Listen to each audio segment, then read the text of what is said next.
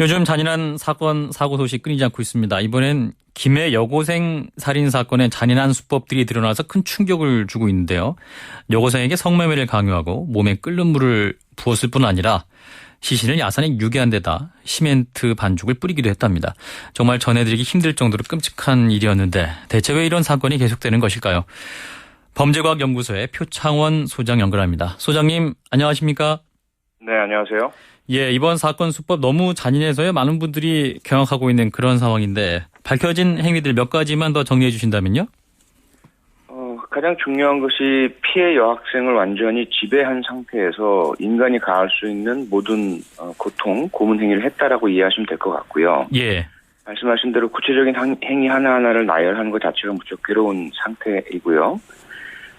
술을 냉면 그릇에 소주 2병을 다 가득 담고 한꺼번에 마시게 하고 그걸 예를 들어서 개워내면 스스로 다시 먹게 한다든지 집에 가고 싶다라고 하면 무차별적인 구타를 하고요. 예. 여학생들끼리 1대1로 싸움을 시키고 그 특히 사망한 윤양에게는 지금 죽는다면 같이 데리고 갈 사람을 지목해라라고 해서 그렇게 지목당한 사람의 분노 감정을 다시 폭행으로 연결시키도록 하고 예. 너무 끔찍한 일들이 너무 많았습니다. 네. 무엇보다 이 충격적인 것은 이제 이번 사건의 피고인들입니다. 총 7명인데 10대 네. 여학생들이 있고 또한 20대 중반 남성들도 포함되어 있네요. 네네. 아무래도 주범들은 20대 남성들인 것으로 파악이 되고 있고요. 예. 처음에 이 범행의 시작은 그 20대 남성들이 가출 여중생들의 그 특성과 약점을 이용을 해서 이들을 강제 성매매 상태로 끌어들인 이후에 그 성매매 비용을 수익금을 착복하고 자신들의 유흥비와 생활비로 사용하는 이런 형태의 그 신종 성매매 알선업이 문제 시작인 것으로 보입니다. 예. 그런데 그런 가운데 자신들이 어떤 업소를 가지고 있는 것도 아니고요. 이 가출 여중생들을 이동시키면서 벽발당하지 않고 부모님들의 그 눈을 피하고 이렇게 하려다 보니까 여중생들을 강압, 폭행 그리고 고문 이러한 형태로 이끌고 나간 것으로 보이고요. 예. 그것이 결국은 이러한 끔찍한 결과로까지 이어졌는데 문제는 다른 여학생들 실제 윤양의 사망에 어떤 영향과 또 책임이 있는 폭행과 가해 행위를 한 여학생들조차도 어떤 의미에서 본다면 이 남자들이죠. 20대 남자들의 예. 강요와 협박, 폭행의 피해자였다. 이렇게 또 주장하는 이야기가 또 나오고 있죠. 예. 그러니까 함께 했던 20대 중반의 남성 3명이 가담했던 여중생 15살짜리 4명의 그 여학생들조차도 피해자였다. 이렇게 봐도 되는 건가요? 네, 피해자이면서 또 그 여학생들은 스스로의 의지에 의해서 중단도 할 수 있고 또 예. 탈출 도주도 할 수 있었는데 그렇게 하지 않고 윤양에 대한 폭행에 가담한 부분은 분명히 있죠. 그래서 피해자이면서 가해자인 성격을 동시에 갖고 있다는 것은 아마 부인할 수 없을 것입니다. 예. 자, 그렇다면 이 10대 학생들이 또래를 어떤 미성년 학생들이 이렇게까지 잔인할 수 있었는가? 또 어떤 심리적 배경이 있을까? 분석이 가능할까요? 네.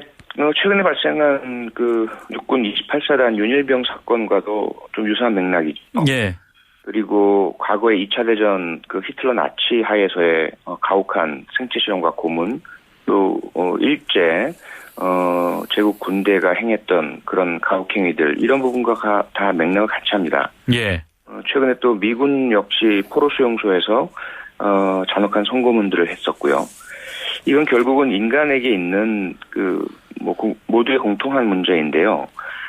정당화 합리화가 될 수 있고 또 특정한 권위를 가진 자가 지속적으로 그러한 가혹행위에 대한 지시를 내리고 그것이 지금 가장 옳은 일이다라는 확신을 심어주게 되면 그 행위 자체가 사망으로 이르게 되는 끔찍한 일을 하더라도 인간들이 따라하는 경향들을 보인다는 거죠. 예. 이런 부분들이 1960년대 밀그램이라는 심리학자에 의해서 전기 충격 실험을 하면서 밝혀졌고요. 네. 아무런 문제 없는 일반인들이 그 문제를 틀렸다는 이유만으로 실험 대상자들에게 450V 이상의 그 고압 전류를 버튼을 누르는 현상들이 나타났었거든요. 예. 그런 부분이 현재 우리나라에서도 재현되고 있다. 즉 아주 작은 단위의 히틀러 나치 그 수용소나 일제 731 부대의 생체 실험 이런 부분들이 현재 이 작은 단위의 사람들에 의해서 재현되고 있다. 이렇게 이해하시면 될 것 같습니다. 예, 그리고 이번 범죄가 한때 문제가 됐던 이른바 가출팸의 그 전형적인 형태가 아닌가 이런 시각도 있는데요. 어떻게 봐야 할까요?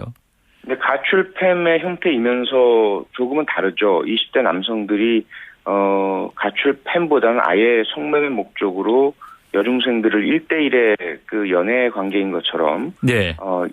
속이고 유인을 해서 결국은 집단 생활 형태로 만들어 버린 것이거든요. 예. 그래서 가출팸이 형성된 이후에 어떻게 본다면 서로 동급 관계, 나이도 비슷한 학생들끼리의 문제가 발생한 것이 아니고 예. 훨씬 나이가 많고 사회 경험이 많은 20대 남성들에 의해서 인위적으로 조작된 만들어진 그런 집단 생활이다.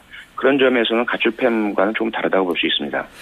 이제 그 피의자들이 어떤 처벌을 받게 될 것인가 또 관심이 쏠리고 있는데 검찰 측에서는 범행 수법이 잔혹해서 법정 최고형을 고용하는 등 엄벌에 처할 방침이다. 이런 방침이 있었는데 살인죄가 적용될 가능성도 있을까요?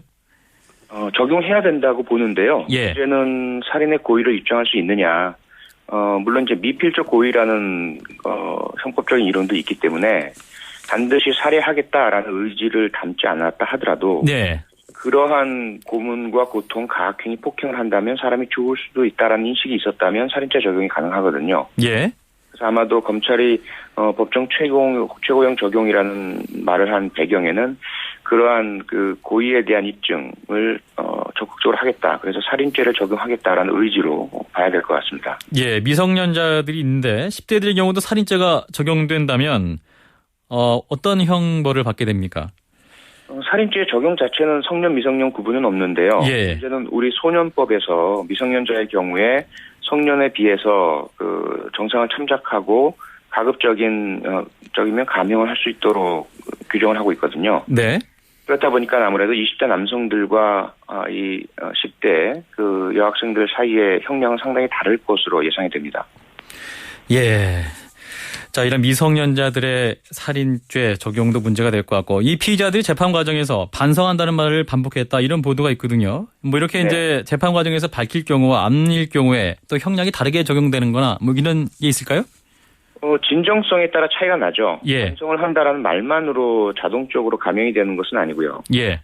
죄를 뉘우치고 그 피해자에 대해서 충분히 사죄 그리고 피해 회복을 위한 노력을 한다면 감형을 하도록 그 형법은 정하고 있거든요. 그래서 아마도 이들이 반성한다는 말을 반복하는 것은 변호인의 조언을 받았거나 그래서 선처와 감형을 노리고 있는 그러한 심리 상태로 일단 보이고요. 예. 자신들의 죄를 있는 그대로 밝히면서 참여하는 진정성을 보이고 있는 것 같지는 않습니다.